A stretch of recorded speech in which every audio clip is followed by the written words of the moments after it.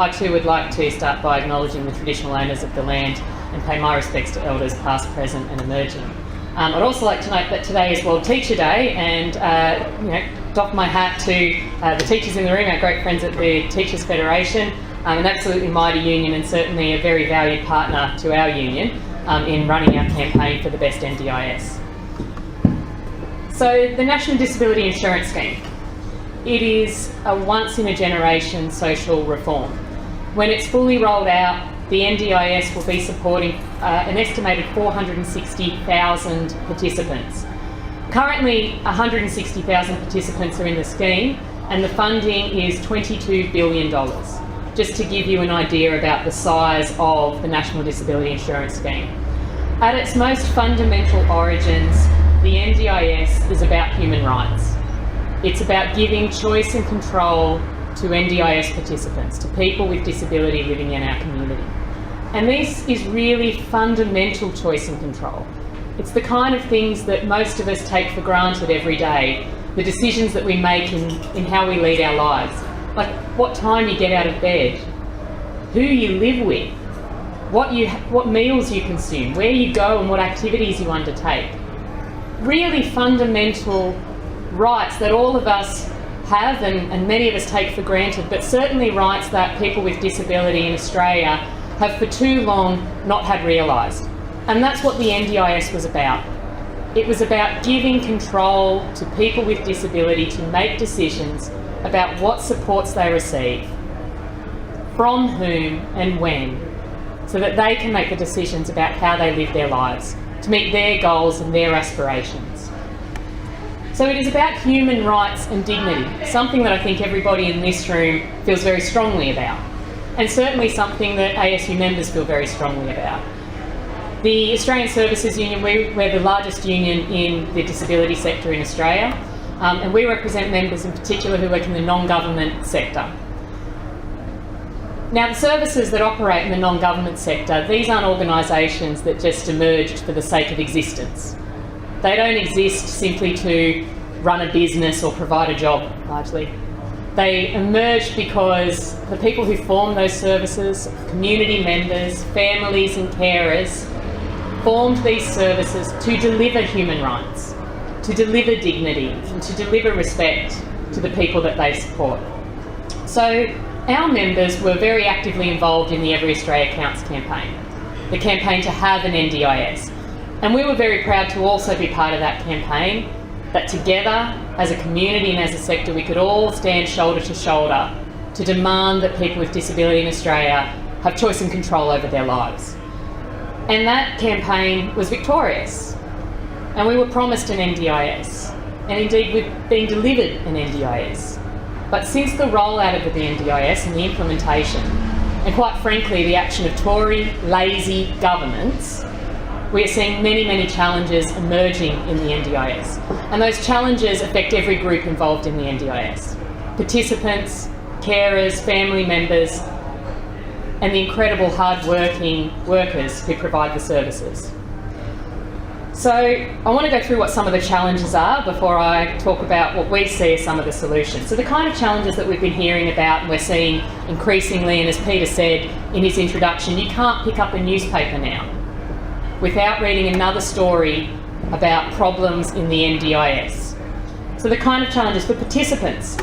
We're seeing that the services are under-resourced, that participants need to have an individual plan made for them, assessed based on their needs, and that often those plans are insufficient, don't provide for appropriate supports or funding for appropriate supports and need to be reviewed, that sometimes the people making those plans aren't necessarily supported to be able to do the best job in making those plans. Certainly our union represents the local area coordinators who do the plan builds and reviews. And these people have a caseload of over 100 plans each at any one time. How can they possibly give the time and dedication that's needed to build a meaningful plan for participants? Also, we're seeing some people simply not getting plans and being cut out of service provision in the NDIS. At its most basic level, to explain what the government did is they said, where's all the buckets of money that exist currently for providing services to people with disability? There's our disability service programs, but but also mental health programs. We'll take all those buckets of money, we'll roll them in, and that's how we'll deliver the NDIS. The problem is that they didn't take all of the participants who relied on those services also into the NDIS. So in particular, we've seen massive shortfalls for people with psychosocial disability. These are mental health disabilities that by nature are episodic, yet the definition to be able to be eligible for the NDIS is you must have a permanent disability. So some of our most vulnerable members in the community, people who have previously received very appropriate supports for a path to recovery, have been deemed ineligible for supports under the NDIS. But the supports that they previously received subsumed to deliver the NDIS. And that's a completely appalling state of affairs in 2018. We've seen the loss of advocacy, where previously advocacy services were funded directly. Advocacy is an incredibly important role. It's about advocacy for systemic change. Today, a number of ASU people were really proud to be part of the demonstration at Redfern Station. Don't know if anybody got along to that, but to demonstrate to be able to have accessibility at Redfern Station. We have a pretty appalling track record here in our city and in our country for accessibility for people with disability. That at Redfern Station, the second most used station in the Sydney network of trains, only one of 12 platforms has disability access. So advocacy is an incredibly vital function in our overall disability sector, providing advocacy for systemic change, advocacy around issues of policy and reform, but also individual advocacy for families and carers who are navigating the space through the NDIS. We've seen loss of program service funding, so two of the main services that are completely under threat and indeed will be ending if we don't have immediate government action are the Partners in Recovery program and FAMS, which is personal helpers and mentors, two really vital mental health services that operate here in New South Wales. We've seen that the unit price in many cases is completely insufficient. So the way the government funds the NDIS is a participant is assessed, is given a package of supports that's deemed appropriate for them, and in that package of support it's broken down into units of service. And those units of service have a unit price associated with them per hour of occasion of service. And some of those unit prices are so low that they cannot pay an award minimum to the worker delivering it. So in particular, the irony of all ironies in an NDIS, individual supports are underfunded. That an NDIS participant with individual supports in their package, so this is what the NDIS is about, the idea that you as an individual can receive individual supports in the community, that the unit price associated with that doesn't even pay for an award minimum hourly rate for the worker to support you. We've seen for participants, but also for carers and supporters of NDIS participants, very significant problems with the way that plans are reviewed and the levels of bureaucracy that NDIS participants have to go to simply to have security of knowing that services are there and available to them to be delivered. And indeed for workers, there have been many, many challenges in the NDIS. And I just want to say up front, you cannot peg the needs and interest of workers against the needs and interest of participants. You absolutely must address and deliver on the needs of both groups to truly be able to deliver an NDIS that's actually person-centred. No great social reform, a human rights-based reform, has ever been delivered off the back of a working poor. And this one certainly can't be. So for the workforce, we've seen the loss of secure and predictable jobs. They're almost gone from our sector. That more and more our members are working for multiple employers, 2 or 3 jobs, even self-employed in many cases, to be able to have enough income to be able to live. We've seen a complete loss of the predictability of work. That excludes entire groups from our workforce. Not to mention it is a simple dignity for any worker to be able to have predictability of when you're working. so that you can arrange your life. Such frivolous things like having childcare for your children so that you can take a shift and attend work. We've seen a massive loss of career paths. So previously, a worker could come into the disability sector and see longevity in the sector, to build a career path, to deepen your skills and your knowledge and your practice and be able to stay in the sector long term. But because of the funding pressures, because we're now operating on a fee-for-service unit price basis, we've seen a complete collapse of career paths. Workers being classified at the lowest possible classification with no prospect for advancement. The other big problem with the unit prices that affects workers is that in their incredibly complex and not particularly transparent or helpful formula at how they arrive at the unit price, we do know that they provide for just 3 minutes in every hour of non-face-to-face service delivery. 3 minutes.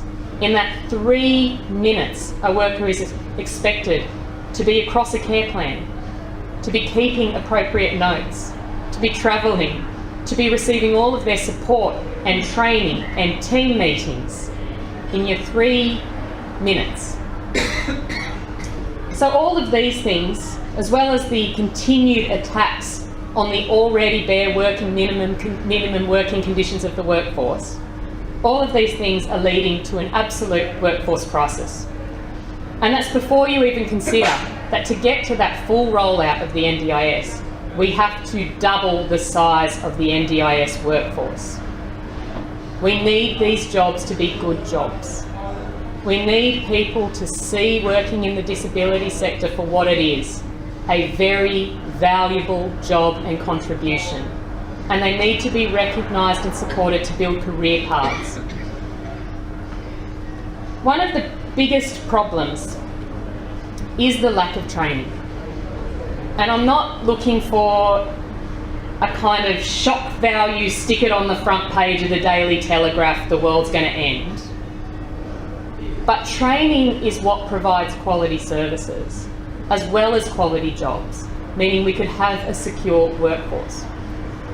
So our members who work in the NDIS, like I said, deeply committed to the NDIS realising its full potential. Our members have seen these challenges constantly coming up. Our members have conditions like, and I promise you I have seen this, for a while there we saw employers try to get across 0-hour contracts. So this is so you don't have to pay a casual loading, but you don't have to give the worker any kind of entitlement or job security. A contract that says, you're a part-time worker. That means you will work less than 38 hours. No minimum hours. No sick leave and annual leave guarantees to go with that, and no casual loading to compensate you for the lack of job security. And indeed our union fought very hard and we won. We won at the Fair Work Commission to prohibit that from being the case. So now employers issue things like 2-hour a fortnight contracts. Who can live and plan their life and commit to their sector and their work on a guarantee of just 2 hours work a fortnight? And how then does that encourage people to see the NDIS and say, there is a place I can go and build a career. There is a place I will commit and deepen my skills and my practice, and therefore deliver the best NDIS. Now, previously, prior to the rollout of the NDIS, when organisations received funds to assist them with their overheads, they often provided training to their staff. And that was one thing I'll give our sector credit for in investing in, on-the-job training for staff. Workers were often supported to be able to undertake minimum levels of qualification while commencing their employment. Minimum levels like the Certificate 3 or Certificate 4 in Disability and Community Services. Now we see no training, absolutely none, not with just 3 minutes an hour in the unit price for non-face-to-face delivery. The only training that we see is an internet video that tells you how at this workplace we use green paper clips on Tuesday to file our paperwork, and then at your other job, because remember you're working at least 2 or 3, at this workplace we use red paper clips on a Friday to file our paperwork. simply down to the internal policies and procedures of an employer. Nothing that deepens the skill of the worker or the specialisation of the workforce. So our members came together and they talked about all of these challenges, the challenges that face them as a worker. And there is nothing more heartbreaking than sitting down with a member who's been working in the sector for over a decade, who had planned to work in that sector for the rest of their life, and who says to you, my job has an expiry date. And that expiry date is when I can no longer afford to work here, and that expiry date is being reached. And our members talked about how do we build secure jobs, but how do we do it in a way that doesn't limit choice and control for NDIS participants, but gives greater choice and control to NDIS participants. So one of the key things that we are campaigning for is a portable training entitlement. A portable training entitlement for every single worker in the NDIS. Not giving funds to employers to continue investing in which paperclips we use on which day internal policy webinars, but training and an entitlement to training that rests with the worker, because it doesn't matter if you're working 3 hours for this employer or 3 hours for that employer. Every single hour of work you're doing in the NDIS is a contribution to the NDIS. It is building the sector. It is building the supports that are available. So workers should be recognised and supported for that. So we want the government to invest in the workforce, to provide a portable training entitlement that rests with the worker, that it doesn't matter where you did your work, if you did NDIS work, it is recognised. Now I'll tell you another thing that I should have told you earlier if I was sticking to my notes that I had planned meticulously and clearly been undisciplined and walked away from. Lazy Tory governments only know one way to deal with potential crises. When they see a problem coming, the only thing they know how to do is to put a tough cop on the beat. And so that's what they have done for the disability sector. As we see insecure work, skilled workers leaving the sector, experienced workers leaving the sector, inexperienced workers who haven't received training coming into the sector, a lack of support, a lack of ratios, as we see all of these challenges and we know what problems this is going to turn up, our government, the federal government, puts a tough cop on the beat, and they establish the Quality and Safeguards Commission and the code of conduct that every worker in the NDIS is obliged to comply with. Now look, we support standards of practice. We absolutely support standards of practice. And we support there being a Quality and Safeguards Commission and there being whistleblower protections for workers in the sector. But this code of conduct that every single worker is obliged to comply with carries massive civil penalties for breaches. The kind of penalties that I'm talking about is potential to be barred for life from working in the sector. Individual fines of over $50,000, which is more than the annual income for many workers in the sector. If you were found in breach of a code of conduct, but here's the kicker, nobody told you about. The code of conduct is in. It applies to every single worker in New South Wales since the 1st of July this year. And yet, nobody, except the Australian Services Union, we provide this for members, nobody is providing training for the workforce in the code of conduct. And it's complex. It's not as simple as be a good person, don't be a bad person. It's very complex about requirements to keep records, mandatory reporting requirements. If you see something that's a potential breach of the code of conduct as a worker, you're obliged to report that. You're obliged to report that to your employer, who's then obliged to report it to the Quality and Safeguards Commission. But if in all their wisdom they don't report it to the Quality and Safeguards Commission, do you know where the liability rests? With the original worker. The original worker has to somehow, in their insecure work with no predictability of income or when they're working or support to be doing non-face-to-face work, has to also try and chase up to find out what actions were taken on things that they've reported, so that they're not then found in breach of that code of conduct and potentially barred for life from working in the industry and fined over $50,000. So at its fundamental level, our portable training entitlement. Every single worker should receive an induction before they start providing services. They need to be inducted into what are their obligations under the Code of Conduct. Look, as a unionist, I know there's a number of other unionists. Hands up, unionists. Would you ever accept a worker in any other industry going to work and being held liable for breaches of a Code of Conduct that they weren't trained in? We'd be down with the Fair Work Commission in 2 seconds if this were an employer doing this. But this is our government. So every worker, before they commence providing services, should be inducted into how to comply with the Code of Conduct, inducted into the NDIS, inducted into person-centred supports and care before they hit the ground. The next stage of our proposal is in the first 18 months of work that every single worker is supported to undertake and receive a Certificate 3 level qualification, and that should be provided by TAFE. That should be provided by a properly funded and supported public education institution.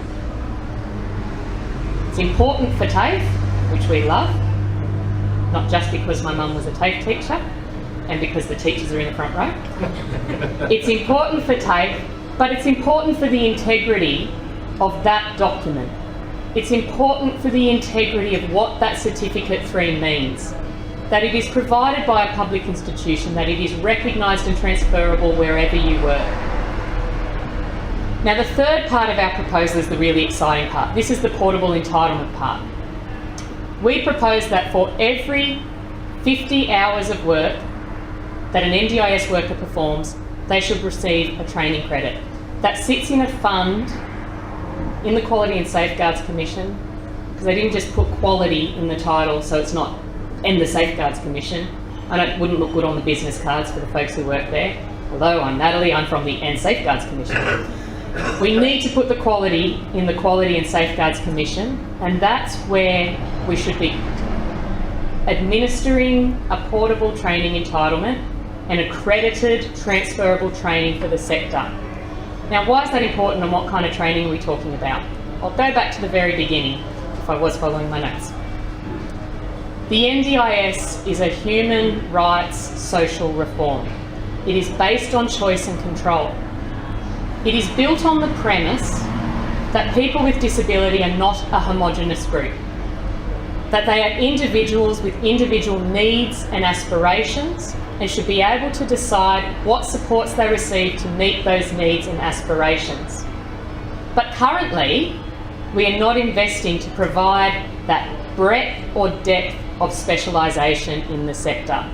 Indeed, what the government is doing through funding pressure, through shifting risk, and through just putting a tough cop on the beat and nothing else, is they are ensuring that all we have in service provision currently is a homogenous service.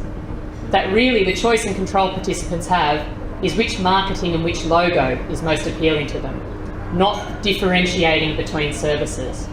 So what would workers use their portable training entitlement to get? Accredited training in an area of specialisation. An area of specialisation that's important to that worker, that worker's passionate about. Delivering that worker a career path, longevity to stay in the industry long term. But to give real specialist services to NDIS participants. The first time I explored this concept was with a support worker and her client in the Illawarra. And this support worker was telling me that she had a particular passion for women's health. And the client that she was supporting was a young woman who was dealing with menstruation for the first time. And she said, I would like to be able to be a specialist in menstrual support and women's health, because I know I could really make a difference to this woman's life and many other women. And we know for participants, menstrual support and women's health would be incredibly valuable. Because I've discussed this concept with many far and wide as we build support, and I spoke with PWDA, People with Disability Australia, about it.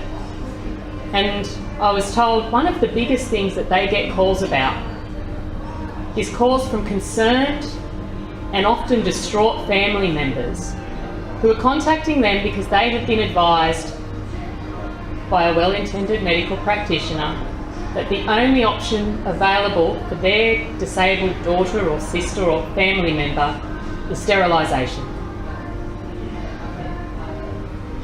In 2018 in Australia, the only option is sterilisation because they don't know where else to refer to provide alternative supports. We have a workforce who want to be specialists in these areas. We have a need in our community to deliver these services. But lazy Tory governments would rather spend billions of dollars putting a tough cop on the beat than investing in our workforce. We know the statistics of family violence in Australia are incredibly alarming. In fact, they're an outrage. 1 in 4 women will experience family violence in her lifetime. Well, for women with disability, the statistic is 90%. If you are a woman with disability, you are almost guaranteed that you will experience sexual assault and family violence. Yet we are not investing to build specialist supports to eradicate that violence and to support women to not experience the violence or to recover from the trauma of the violence. There are lots of areas our members are particularly passionate about, and those areas line up with the needs of NDIS participants. Community mental health, meal planning and nutrition. In a residential care setting, imagine having a specialisation in meal planning and nutrition, non-verbal communication, not using restrictive practice. These are all incredibly important areas that would actually deliver an NDIS that's truly person-centred, that delivers on human rights and dignity for NDIS participants. We have a workforce, a growing workforce, who want to stay in the sector, who want to have secure, well-valued jobs and career paths in the sector. If we invested in the professional support of our sector, then we'll develop those career paths. Then starting work, you'll start as a support worker. You can build being a support worker who specialises in an area that's important to you and that truly offers options, alternatives and specialist services for NDIS participants. So what's the government doing and employers doing? What's their response to all of this? There is no action from our political leaders. Everybody's very concerned and walking around and hand-wringing. As Peter said 2 weeks ago, our members held rallies across New South Wales for our campaign for the best NDIS. They held rallies in Newcastle, in Ballina, in Wollongong, I'm so going to miss someone, in Broken Hill, in Bathurst and in Penrith. And in Penrith, in torrential rain, we had over 300 people come along. We had workers, we had participants, we had carers, we had employers. And that was the same at all of these rallies. I was just excited that at Penrith we also had a rock concert because Flintwood, one of the local disability services, their day program, the clients have a rock band called Flintwood Max. I know, awesome name. Yeah. They're equally awesome in performing. And they came and they played at the rally and it was a true celebration of our industry and of our work. We are united with the plan. Following those rallies, delegates from each rally came with me to Canberra last week. We knocked on every door. We met with government representatives, opposition representatives, crossbench representatives. And everyone wrings their hands and says, oh, it's a big problem. We're heading for a collision course. Oh, I did read the Productivity Commission, all those hundreds of millions of dollars wasted on consultants. It's outrageous.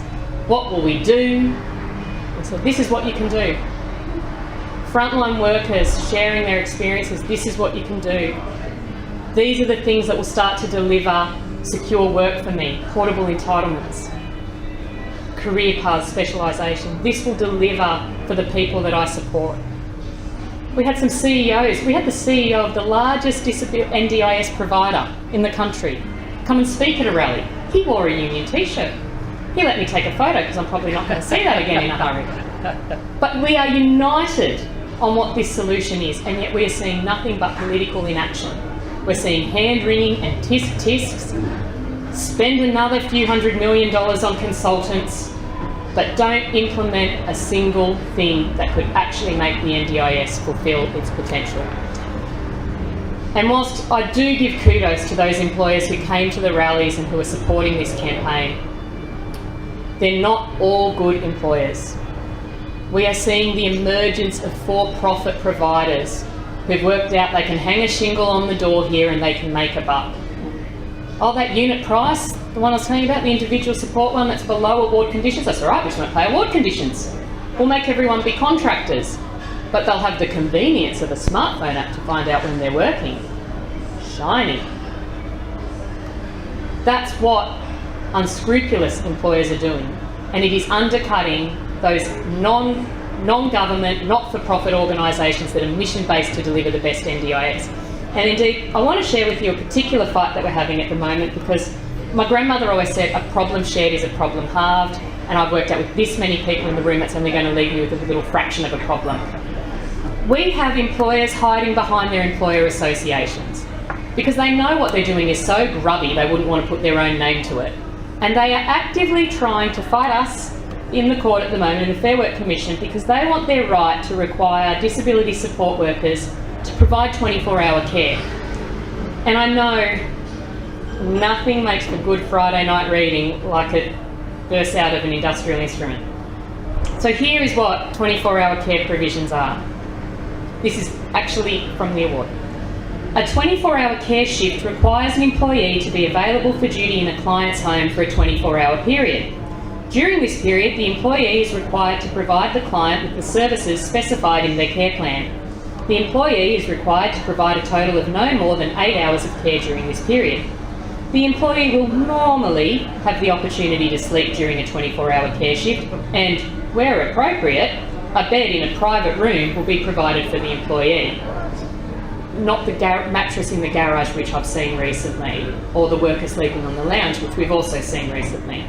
The employee engaged will be paid the princely sum, I added that bit, of 8 hours work at 155% of the appropriate rate for the entire 24-hour period. A 24-hour shift in a client's home where you may or may not get to sleep, and if you're really lucky you could get a bed, for 8 hours pay. That is what the faithless, unscrupulous employers are pursuing, hiding behind their employer associations in the court right now.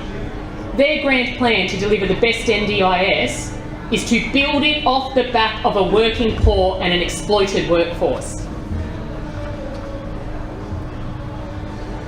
We want advocacy funding restored. We want program funding for those programs where a unit price is not appropriate, where a service continuing to exist where somebody can drop in and seek support is the most appropriate form of care.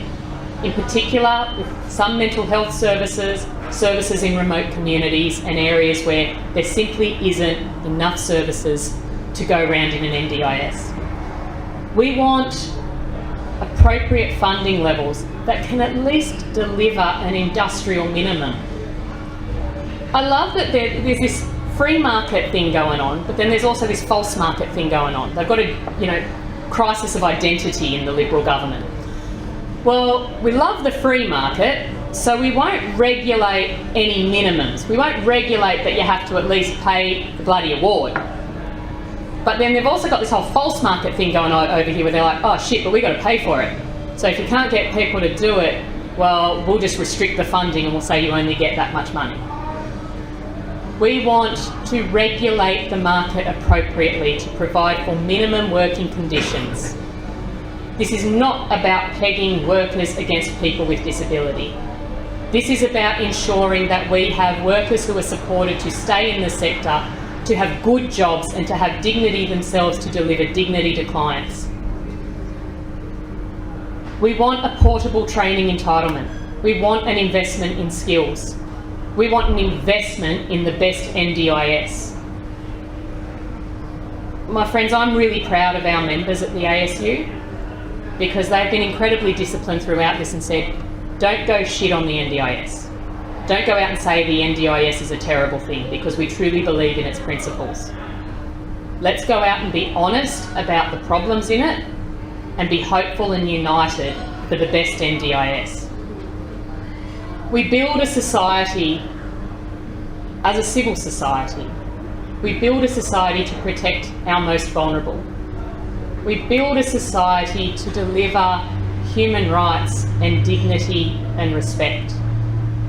When we build a social reform to support the lives of 460,000 of our fellow Australians, then it needs to be built on dignity, on human rights and on respect.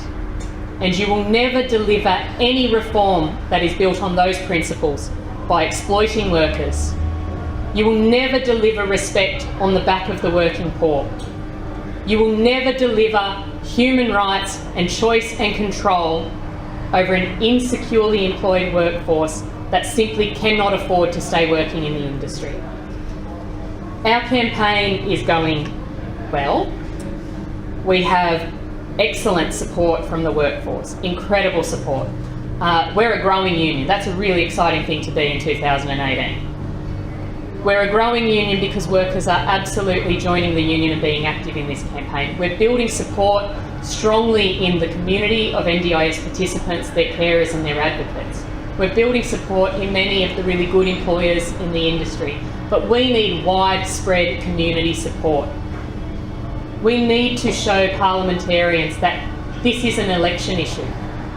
This is something that every one of us cares about, that we're not happy to walk by in the street and see NDIS participants not receiving the best possible service and being supported by an exploited worker. So I need all of you to please join the campaign. Is it okay to do a pitch? Yes. Great. When you're a guest, should ask permission before you do that. I'd really like you, if you can, please sign up to the campaign today. Please talk to your federal, local members. I don't care what party they're from.